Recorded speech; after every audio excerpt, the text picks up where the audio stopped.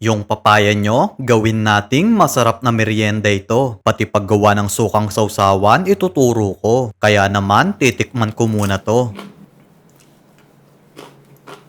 Pumitas lang ako ng papaya sa bakuran namin. Sawa na ako sa tinola, kaya papaya chips muna ang lulutuin ko.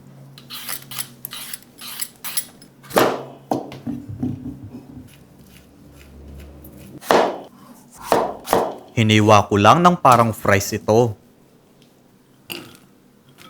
Naglagay ako ng harina at 3 kutsarang breading mix. Medyo lalambot ito dahil sa breading mix na nilagay ko.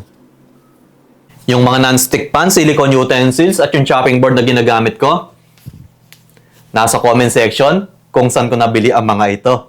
Kalahating tasang harina, kalahating tasang cornstarch at yellow food color. Nagbuhos lang ako ng tubig. Ilubog natin dito yung papaya. Tapos, pipirituhin ko lang at papalutungin. Kapag luto na, ilagay muna natin sa strainer. 3 sibuyas, 4 na bawang, 1/4 cup sugar, sili, asin, paminta, 1 tasang suka, at 1 tasang tubig. Ganito lang kadali ang paggawa ng sukang sausawan natin.